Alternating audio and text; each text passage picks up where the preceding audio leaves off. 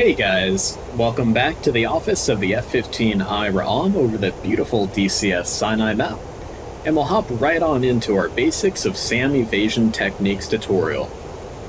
We're starting off the tutorial today with a lower end threat, the SA-2 Guideline, but this is still a very dangerous SAM that will definitely eat your lunch if you do not give it the respect that it deserves. So let's jump right into talking about these various techniques that we can use to ensure that we can survive over the modern battlefield. Now, SAMs themselves are not necessarily meant to actually shoot you down.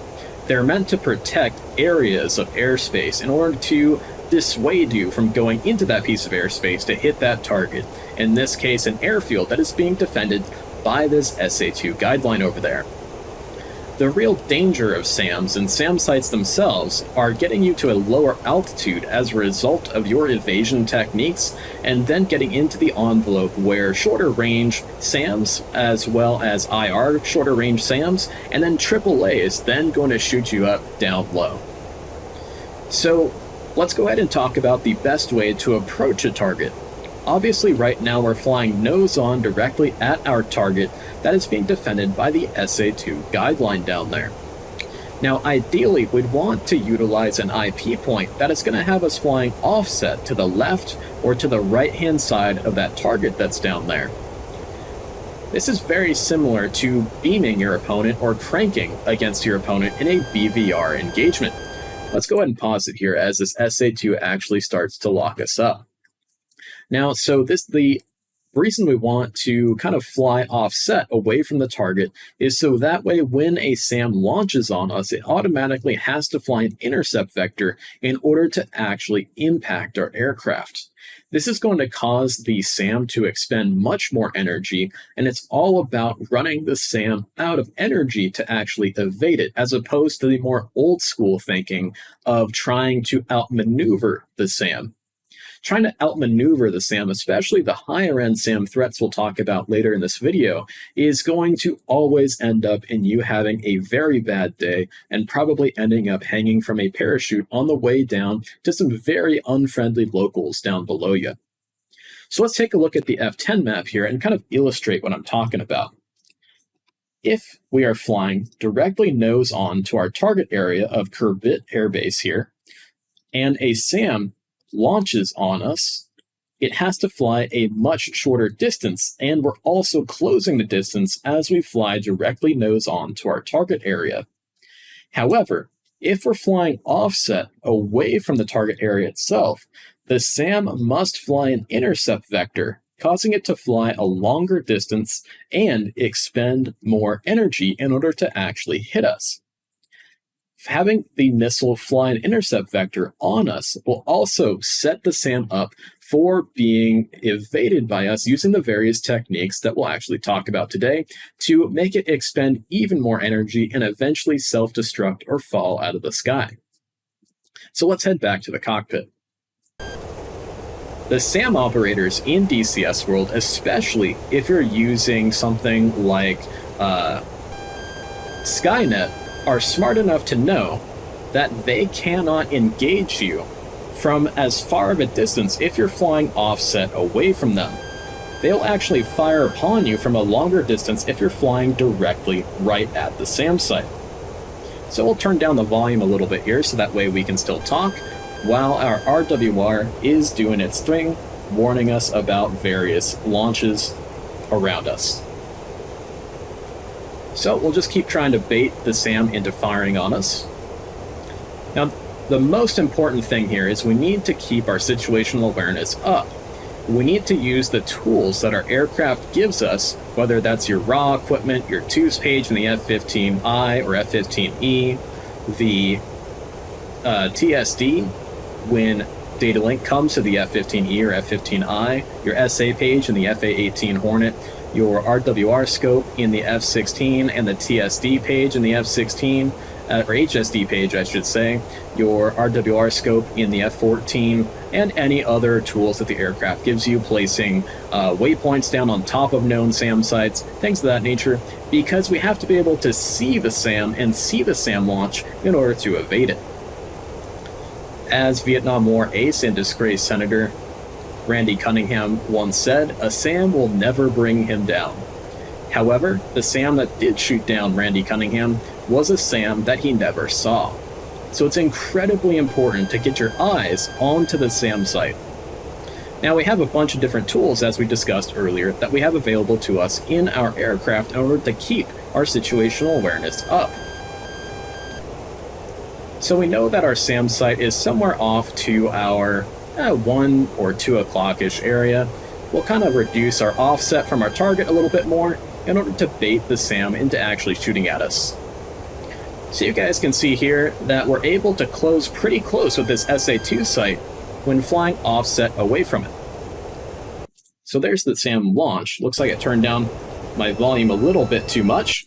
Okay, so right here, the SAM has launched. This is where most DCS world pilots tend to get that startle effect or get that panic effect going. You are talking on the radio. You're trying to find your target. You're keeping track of your wingman. You're keeping track of the enemy MiGs. You're keeping track of friendly flights out there so you don't accidentally shoot a friendly flight with an AMRAAM. You're trying to set up your bombs. You're trying to use your targeting pod. So much stuff is happening. And then a SAM shoots at you, and you kind of get that deer in the headlights kind of feeling. Well, the biggest thing here is we don't want to panic. We want to ideally get our eyes right onto that SAM site. So let's try and do that now. When I get our, there we go, there's the SAM launch here. This is why having some sort of way to zoom in your field of view in DCS World is so important. We obviously have limitations because DCS World is a simulator/game. We have limitations with the hardware that we have on our PCs and on our monitors or VR goggles. So being able to zoom in is key to see things that you would normally be able to see with your naked eye, no problem, in real life. So we can see the SAM launch here. That is half the battle. If we can see the SAM, we can evade it, no problem. So let's take a look at the F10 map. Right now, we have this SA-2 that is coming out towards us. Now, ideally, it's not as much of an offset as I would have liked. The SAM is not having to really fly that much of an intercept vector onto us, but it's still going to be flying a little bit of one kind of out here in this direction. Now, just like we would do in a BVR engagement, we're going to keep turning left a little bit. And rather than trying to then pull hard into the SAM, like a lot of those Vietnam War documentaries would make you think you should do, we actually want to turn all the way around back here and put the SAM site 45 degrees behind our beam. And that's going to create the SAM to have to maneuver against us, as well as then also have to expend more energy trying to chase us down. We have a massive advantage over surface-to-air missiles and air-to-air missiles in our jets in the fact that we have gas and we have jet engines. So we have essentially an infinite supply or more or less infinite supply of potential energy, whereas the SA-2 here is running on kinetic energy only that is being depleted all the time once that rocket motor is done firing. Now, while SA-2's guidance systems are not the most advanced in the world, they do fly very, very fast, and that's why an SA-2 can eat your lunch if you're not respecting this weapon. So what we'll do first here, we'll fly off in this direction here. And this brings us to another really good point here. As we are turning, that's when you want to start dropping countermeasures. You don't want to be dropping countermeasures with a SAM launched at you while you're flying straight and level. That won't do anything for you. But in the turn, as you're notching the radar, the fan song that's down there guiding the missile towards us, that's the best moment which you can start using chaff to actually try and break that lock. It's not going to do anything for you if you're just flying straight and level. Another thing to take note of is our raw equipment in our modern fighter jets here have sensors that are arrayed around the aircraft. It's usually on the sides of the nose of the aircraft, on the wingtips, as well as the top of the tail. And as you're maneuvering to evade those SAMs, those various sensors are going to get blocked. And you might think that you've broken a lock because of the fact that our raw equipment sensors are no longer picking up the launch warning from that SA-2 Guideline fan song down there. However, once you roll back out, then the raw equipment has a chance to kind of catch up, start to capture more of those signals from the radar down there, and then interpret that as, oh man, yep, it's still guiding, be careful, man. So as you're actually turning and pulling hard in your evasion, that's when you kind of want to discount what your RWR is telling you and just go with your instincts as to whether or not you think you've actually trashed the SAM or broken the lock. So let's continue here. At this point, I'm going to roll back out. I'm going to look for the SAM launch. There it is. Yep, we can see that the SAM made a big old turn there in the sky down there. This is really important, as it made that big turn to fly a new intercept vector out onto us. So if we look at the F10 map, we can see this SA-2 made that big turn. It's now flying out here to intercept us. If we hold this line right here for just a few heartbeats, this SA-2 is going to commit more and more and more onto an intercept vector to intercept us out here. Then we're going to turn this direction and put the missile 45 degrees behind our left-hand wing. And that is going to cause this SAM to have to make a large maneuver and then have to chase us down from astern, where it will never be able to do so. I highly recommend that as you're practicing, take a look at the F10 map and look at the speeds of these missiles and see how the speed degrades as you're evading the SAM. Keep in mind that the speeds that are listed on the F10 map are in true airspeed. And so to see true airspeed here in the F-15E/F-15I, we want to hit the data page down here on the UFC, so that way we can see our true airspeed, and you can truly match up the difference between the speeds of the missiles and your own aircraft. As soon as you get a SAM below 1,000 knots of true airspeed, you've essentially trashed it. So a couple heartbeats and boom, we're going to go around here. We're going to put the SAM sight 45 degrees behind our left-hand wing. We're going to keep an eye on where that SAM sight is behind us here. And that SAM had to make a big maneuver to follow us here, degrading all of that kinetic energy. Boom, right here, 45 degrees behind the beam. And we can see that the SAM sight is 45 degrees behind our beam. Our waypoint for our target airfield down there where that SAM is defending, also roughly about 45 degrees behind our beam. And now watch this.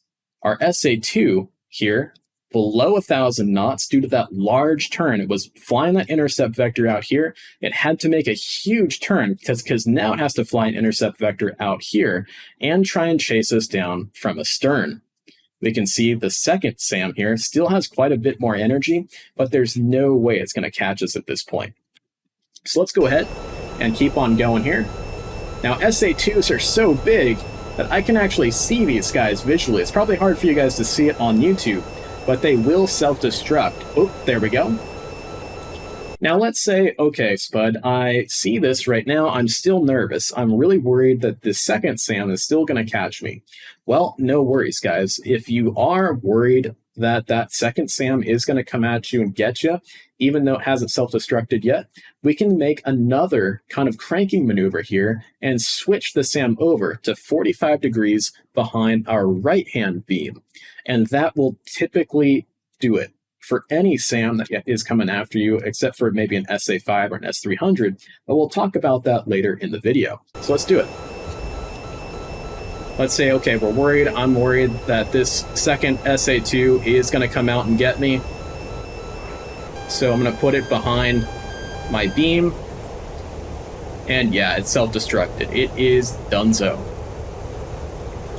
So one other thing that I find that really gets DCS World pilots in trouble is instead of doing a large, high-energy evasive maneuver like I just performed for you guys here today, a lot of guys with that startle factor that we talked about will perform a lot of very tight, very small evasive maneuvers that do nothing but just degrade your energy and allow that SAM to catch up with you and impact with you very, very easily. So it's all about large, high-energy evasive maneuvers as opposed to small, tight, very hard-pulling evasive maneuvers, if that makes any sense. So with that, So with that, let's move on to evading an SA-6 gainful. Alright guys, we're now going to talk about evading a more medium level threat SAM, an SA-6 gainful. Now, the SA-6 is very similar to the SA-11, however, an SA-11 has the ability for its tail to actually launch and fire a missile at you all on its own without an actual dedicated tracking radar. They have roughly about the same engagement range, so we can pretty much kind of say that this is kind of a section of the tutorial for both the SA-6 and SA-11. We'll also introduce a new technique here. If you know where the SAM site is, you can always slave your targeting pod onto it and get an actual visual indication of when a SAM has been fired at you through the TV feed of your targeting pod. So we'll move the twos page over to our left-hand side here. And we'll turn this down a little bit, as well as our launch tone down a little bit. And we can see that the SA-6 is already locking us up. Now, this is because from a pretty long range here, because we're flying more or less directly nose onto it, kind of breaking the rule that we talked about in the last part of this tutorial. So let's go ahead and fly directly nose on here and show you guys how to evade a missile that's fired directly at your nose. So this is more or less the same technique that you would use for an SA-2 guideline, and that's kind of the base technique that we want to use for more or less all the missiles that we face in DCS world, utilizing that 45 degree behind the beam of your aircraft rule of thumb. So let's see here, we should be able to see a SAM launch down there. Yep, so right there we can see the launch in the field of view of our targeting pod, a very useful tool if you know where the SAM site is that's going to be engaging you.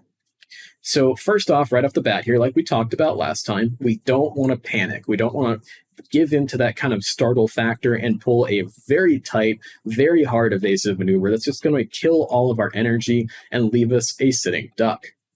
So just like in a BVR engagement like we talked about last time, we'll go ahead and come off to the side here. And there's a second SAM launch down there. Now we're forcing the SAM to have to fly an intercept vector on us. We're going to look over our shoulder. Yep, there they are. And we can see those big curves in the smoke from the rocket motors of those SAMs. That's good. We want to see a nice big curve in the trail of smoke trail from those SAMs. That lets us know that we're doing something correct.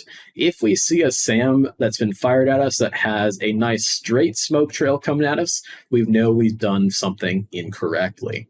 So if we look on the F10 map, we can see, yep, these guys are definitely flying a pretty huge intercept vector. We can see these guys fly more of an intercept than the SA-2 does, but this also means that these missiles are actually a little bit easier for us to defend against. All we got to do is just make that big sweeping turn to the left-hand side here, put these missiles in the SAM site 45 degrees behind the beam on our left-hand side, and we are good to go. So we'll go ahead and unpause here. We'll pump out some chaff in the turn. Now, we want to make sure that we're not pulling too hard. We don't want to kill all of our energy just because we have a SAM coming after us. And I'm actually going to pull it out of burners here because I know that I'm going to evade these SAMs pretty darn easily. All right, roughly about 45 degrees behind the beam there. And we're opening up the distance. And we have broken the lock. The missiles have self-destructed. And we are free and clear. So pretty simple, guys. It's all about just out-energying the missiles rather than out-maneuvering the missiles. Keeping your situational awareness up, knowing where the SAM site is, and if you don't know where the SAM site is, use the tools available to you in your cockpit to get your eyes onto the SAM's launch as quickly as possible, and try your best to not give in to that startle effect and just rip around your stick trying to evade in a wild series of evasive maneuvers.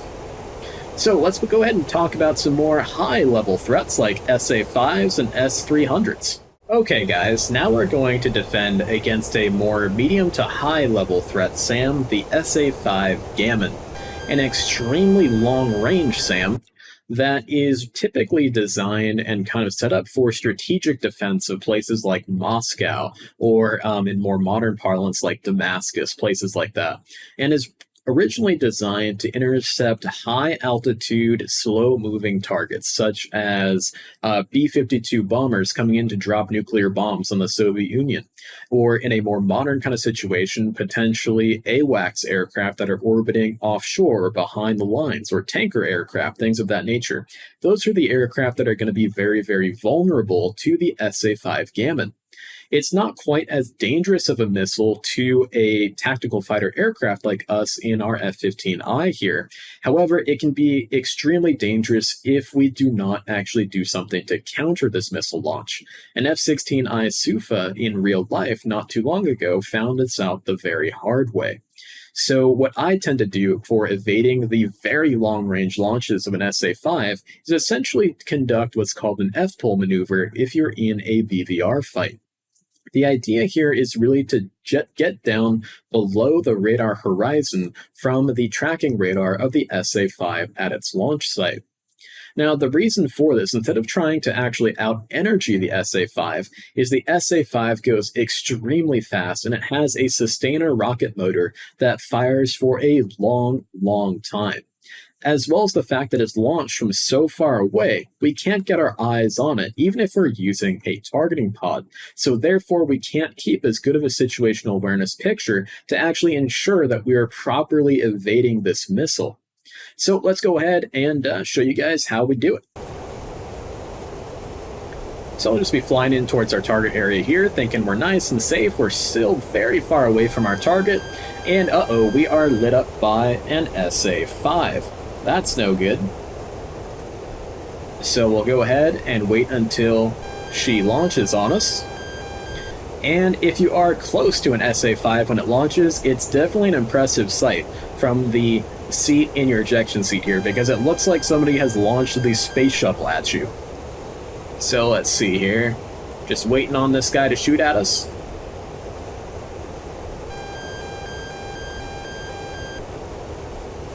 If you're a mission maker and you're putting together a large multiplayer mission, just ensure that your more support-like assets like AWACSs and tankers don't accidentally stray too far into the launch envelope of an SA-5. So there's the launch tone. Again, guys, you got plenty of time for actually evading this missile. It comes from a long, long way away.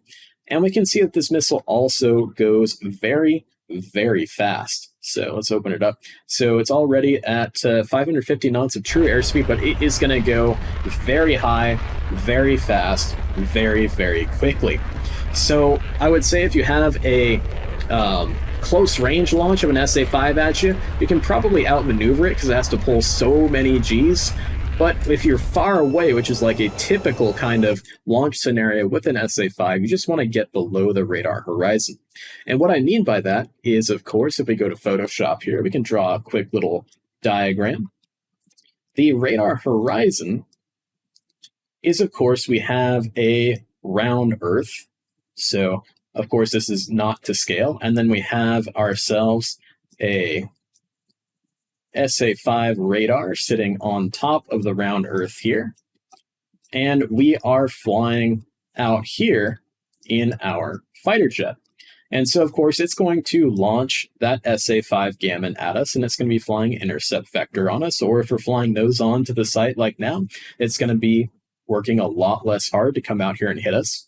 But because we're so far away and the Earth is round, we can simply do an F-pull maneuver to get below the horizon when it comes to the radar actually being able to see us, because the radar eventually is not going to be able to see us because of the round Earth.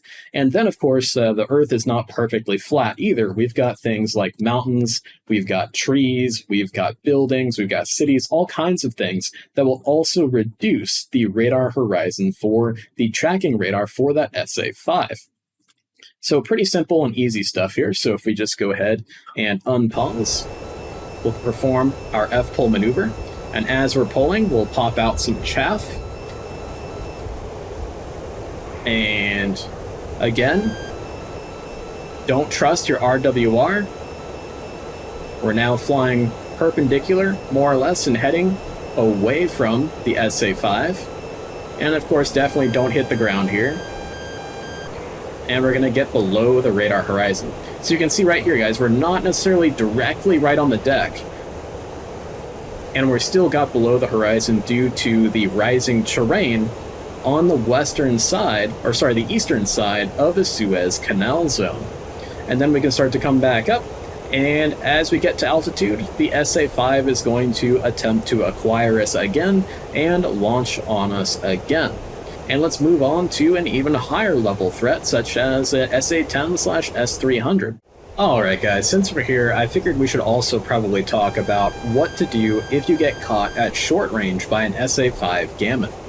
Well, it's going to be a combination of the F-pull maneuver we just took a look at, as well as the 45 degrees behind the beam technique that we talked about earlier with the SA-2 and SA-6/SA-11 SAM sites.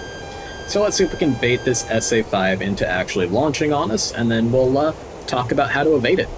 It's definitely a very impressive sight, because it looks like somebody has launched the space shuttle at you. Come on, Sam. Go ahead and shoot. Kind of keep away from it a little bit here. There we go. There's the launch. So, again, we need to keep our eyes on it. Look at that thing. Man, that's crazy. It's like someone's fired the Saturn V at us. Pretty darn scary stuff. So, again, it is just like any other missile going to be flying that intercept vector on us. And we can see, yeah. And so we want to put it 45 degrees behind the beam on our right wing, then 45 degrees behind the beam on our left wing, while we're drastically reducing our altitude in the F-pull maneuver. So let's go ahead and go for it. Dumping lots of chaff this time. Full burners. Keep as much energy as possible. Now it sounds like we've broken the lock, but I am not trusting that one bit, that's for sure. Because of the fact that our RWR sensors on our aircraft are blocked. So now we're going to make a second maneuver off to the side here, dropping lots and lots of countermeasures. And let's check the F-10 map and see what's happening with the missile that's chasing us. So the SA-5 here is already at a pretty low speed, but it's gaining speed the entire time coming at us here. And this is a pretty bad situation to be in. It has a very long firing sustainer motor. So we want to try and find some sort of terrain obstacle, get below the radar horizon if possible at this close range. So we're going to need to get pretty darn close to the deck here. Let's see what we can do.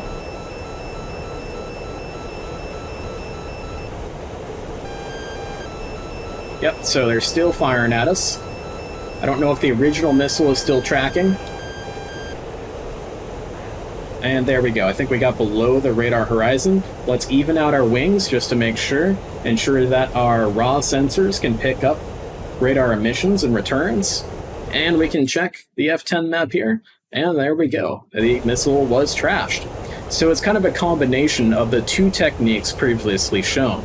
The 45 degree behind the beam technique, as well as the F-pull get down in the weeds technique. Pretty simple, pretty easy, but definitely hair-raising with a close-range SA-5 Gammon shot. So let's move on to the SA-10/S-300 class of missiles. Alrighty guys, let's go ahead and now start talking about more high-end threats like the S-300/SA-10 Grumble. We can also put the Patriot missile battery in this category of missiles to evade. Now, like all the other SAM sites, we're going to try to avoid flying directly nose onto the SAM site in order to make those missiles fly an intercept vector out to reach out and touch us. And so that way we can have a little bit of extra situational awareness. Why don't we go ahead and bring up our targeting pod since we know where that SAM site is, and we can get a visual on the site itself. Now, SA-10 sites are very, very easy to find and visually distinguish from other SAM sites because of the very tall Big Bird and flap lid radars that the SA-10 Grumble utilizes in order to search for and track various targets. So typically in DCS without Skynet, the SA-10 will launch at you somewhere around 30 to 35 nautical miles. So we'll see what it does today. With the SA-10, like I said earlier, its bark is far worse than its bite. It's really good at its job of area denial because it can engage and shoot down various munitions like HARMs or LD-10s that are used to try and suppress the SAM site, so it can stay up for longer and not have to shut down its radars and still be searching for enemy aircraft because you can't suppress it with those more traditional anti-radiation missiles. There we go, so now he's tracking us. Let's go ahead and turn down the volume a little bit here. There we go. And there is the launch. And of course, we can visually see it. Now, the SA-10 is not quite as long-ranged as most tend to think it is. So, we can always pretty much see it visually with a targeting pod if we know where the SAM site is, but we'd have to zoom in pretty far to actually see it visually. So, count on not seeing the missile launch from the SA-10 or a Patriot battery unless you have a targeting pod on that site. So we're going to utilize the 45-degree behind the beam technique. We're going to push the throttles over the gates and into burner. We're going to fly out this direction a little bit. We're going to put the SAM site 45 degrees behind our right-hand beam. There we go. We're going to roll out. We're going to hold this line for just a second, and let's see what the SAM site is doing out here, the SAMs themselves are doing. So they're definitely flying a pretty heavy intercept vector onto us. They're flying at a heading something like this. So they're kind of trying to meet us out here over Melez airfield practically. And so that means that the S-300s are very, very easy to defend against. All we need to do is just make that nice sweeping left-hand turn. And even though the S-300 goes very, very fast and its rocket motor sustains the weapon for a very long time, it is still quite easy to out-energy because of the fact that it flies such a heavy intercept vector on you. So we'll hold this line, and then we'll pop out some chaff. Pop out some more chaff in the turn here. And you can see the radar is so strong, our raw equipment has no problem keeping track of it, even in this rather hard turn. And looking on the F10 map, these S-300s should be pretty close to being trashed. Yeah, true airspeed of only 935 knots at this point, because they have to make such a huge maneuver in order to actually start to fly a new intercept vector out here in front of us. And so it just degrades their speed so quickly that they're really nothing to worry about at this point. Now, one thing to be careful of when it comes to the S-300 is if you were to recommit too early, even though the S-300s here are still in a very degraded airspeed state, they're still pretty dangerous, and they're quite easy to blunder right into, and they can still kind of get you, even though they're more or less dead. But at this point, they're pretty much so done that we can start to turn back in towards our target and start to continue on with our mission.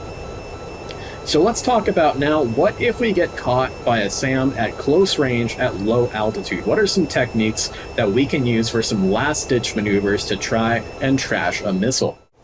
Okay guys, now let's talk about the worst possible scenario you could be in when it comes to trying to evade surface-to-air missiles.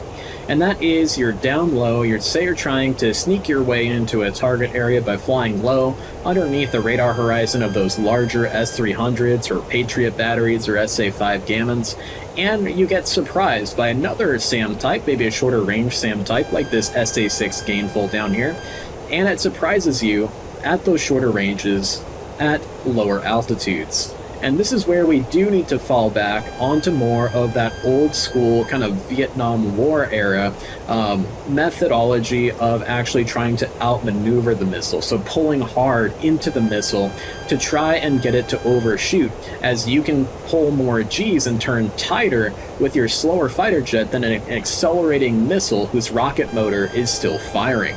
So let's see if we can bait this SA-6 into actually shooting at us here. Now, ideally, if you have your SAM site pop up on you and you don't know it's there, it's down low, it's really important to make sure you're not flying directly at it. This is going to set up the ability for you to be able to outmaneuver the missile if it has to fly right off the bat an intercept vector on you. So we can see our SA-6 is over there at our 11 o'clock. And we'll see if he shoots at us here. Ideally, we want to pull into the missile, and we also want to be losing altitude as we pull into the missile. There we go, there's the SAM launch. We've got visual on it. We'll pull hard, afterburners into the ground here, as low as we can possibly get. And ideally, the missile is not going to be able to track us. So we can also see a secondary effect here is coming into play as well.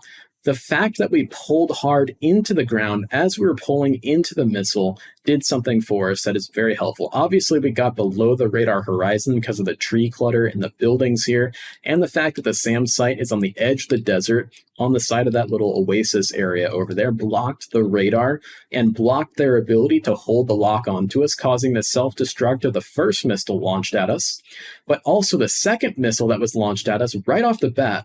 Those missiles are flying intercept vector. Whether that intercept vector is lateral, say they're trying to track you left and right, but missiles will also fly an intercept vector vertically in the y-axis, up and down as well. So the first missile that fired, of course, we were up at about 1,500 feet AGL or so. It definitely tracked us, and then it self-destructed when the radar actually lost track of us. But the second missile that was launched, if we didn't lose altitude, we would be in a bad situation because we would be on a lower energy state with a second missile in trail right behind the first one.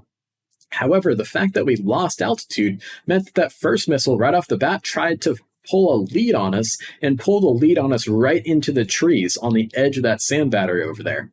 Now, in real life, this is a true danger for SAM crew operators because of the fact that missiles doing this have, in the past, there are definitely noted occasions of this happening in a lot of the Arab-Israeli wars, as well as the Vietnam War, of SAM operators being killed by their own missiles prematurely detonating upon launch, or launching and then flying directly into trees next to the SAM site itself or directly into a building, things of that nature. So at this point, I am definitely thoroughly freaked out at this point. I've probably overstressed my aircraft, but at least I am still flying and still alive. So I'm going to be hightailing it the other direction to avoid that same thing happening.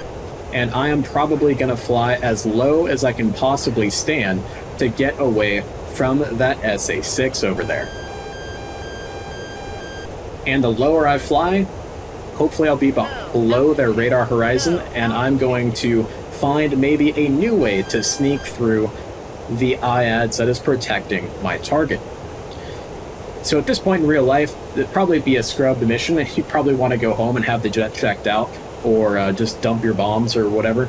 But of course in DCS world, I know a lot of you guys are going to be going to find a new way to get through the IADS to hit that target. So anyway, guys, I hope you liked this video. I hope it was illuminating for you, and I hope it'll give you some updated techniques for evading SAMs that are not discussed in kind of a lot of those Vietnam War era documentaries that a lot of you guys watch, that I enjoy watching myself, but it doesn't give you the best techniques for actually avoiding SAMs over the modern battlefield. So please like and subscribe, guys, and we'll see you in the next one. Fly safe out there.